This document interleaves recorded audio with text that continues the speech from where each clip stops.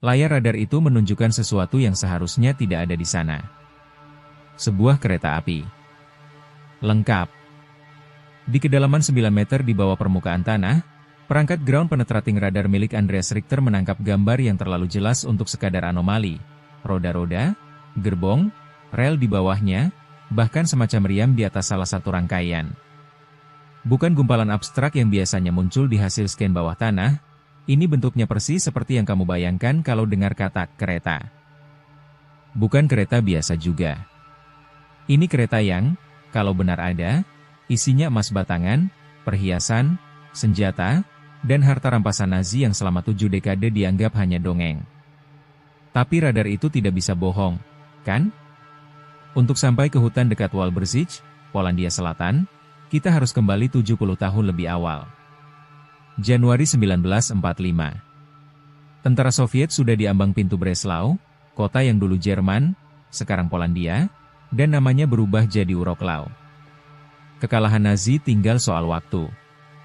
Dan ketika sekutumu adalah Soviet yang dendamnya sudah menumpuk selama 3 tahun perang brutal, kamu gak mau mereka dapat apa-apa. Maka muncullah perintah diam-diam.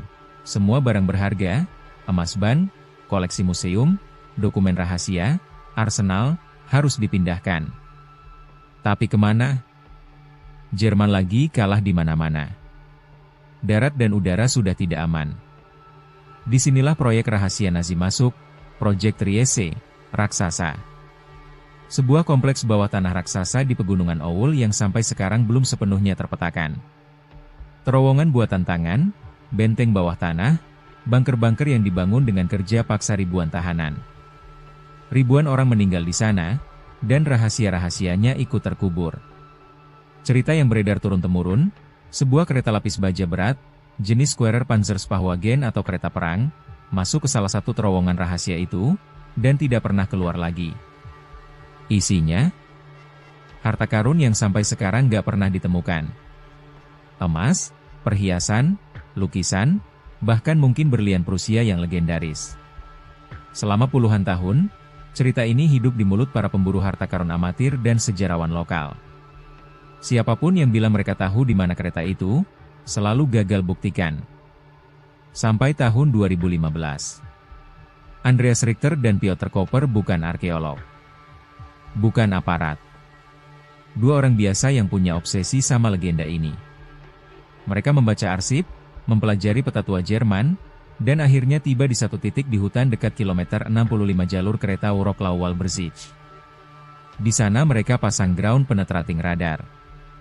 Alat yang konon bisa melihat tembus tanah hingga puluhan meter. Apa yang muncul, mereka sendiri nggak percaya. Gerbong demi gerbong. Roda demi roda. Lapisan logam di bawah tanah. Bahkan ada yang sempat bilang panjangnya 100 meter lebih. Mereka rilis temuan ini ke publik. Dan dunia bereaksi. Stasiun TV dari Jepang, Inggris, Amerika datang ke Walbrzych kecil. Wali kota setempat langsung bergerak, ini bisa jadi jackpot pariwisata. Pemerintah Polandia mengerahkan tim ahli geologi, tim militer untuk mengecek kemungkinan bahan peledak, sampai tim nitrat, takut kereta itu masih syarat amunisi yang bisa meledak kapan saja. Minggu berganti bulan. Ada rasa, kali ini benar. Ini bukan cerita kosong. Radarnya jelas, formasinya sempurna. Tinggal gali, dan kereta harta karun Nazi akan ditemukan. Tapi kenapa setiap kali mau mulai, ada saja yang menunda? Izin molor. Lokasi diperdebatkan. Titik gali dipindah-pindah. Yang awalnya heboh mulai dihinggapi curiga. Apakah pemerintah Polandia sengaja memperlambat? Atau ada pihak lain yang tidak ingin kereta ini ditemukan? Ada teori gelap yang beredar, mereka sudah gali diam-diam malam hari dan menemukannya, lalu menyembunyikannya lagi. Lebih mudah sita harta karun tanpa publik tahu, daripada jadi rebutan. Tapi Agustus 2016, akhirnya tiba. Alat berat mulai menggusur tanah di titik yang sudah ditandai dengan GPS. Kamera BBC, wartawan dari setengah lusi negara, semuanya merekam. Ini momen yang ditunggu-tunggu. Harapan puluhan tahun, hasil penelitian berbulan-bulan, semua akan terjawab. Meter pertama. Tanah biasa. Meter kedua. Masih tanah. Meter ketiga, keempat, kelima. Tim geolog mundur, tim militer membuka jalan. Andai kereta benar-benar ada, mereka harus amankan dulu situasinya. Meter ke-8. 9. Batas yang di radar menunjukkan bentuk kereta. Tinggal satu gayung lagi. Dan yang mereka temukan, kosong. Tidak ada kereta. Tidak ada emas. Tidak ada terowongan. Tidak ada apa-apa kecuali tanah beku dan es. Bongkahan es yang terbentuk di dalam tanah selama musim dingin Polandia yang panjang. Es. Para ilmuwan kemudian menganalisis ulang data radar Andreas. Butuh waktu beberapa bulan untuk mengumumkan kesimpulan resmi mereka. Dan hasilnya, tidak sopan, tapi ilmiah, radar itu tidak bohong. Alam yang bohong. Formasi es yang membeku di dalam tanah, yang dalam geologi disebut ice lenses, menciptakan pantulan gelombang radar yang persis seperti bentuk kereta api. Bukan mirip. Bukan menyerupai. Tapi persis, lengkap dengan roda, rel, sampai meriam.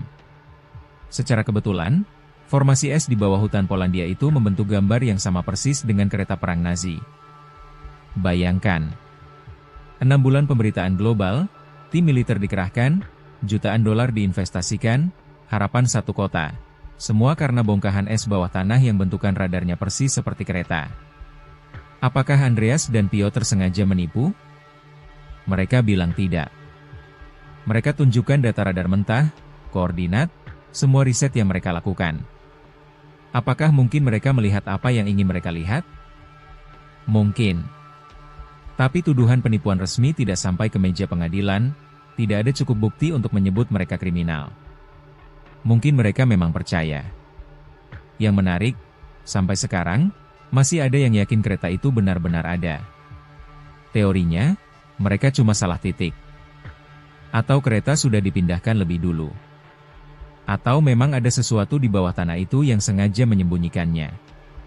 Proyek Trieste sendiri masih misterius. Dari puluhan kilometer terowongan yang dibangun, baru sebagian kecil yang ditemukan. Sisanya, rapat, tertimbun, atau menunggu digali. Atau mungkin memang sengaja disembunyikan.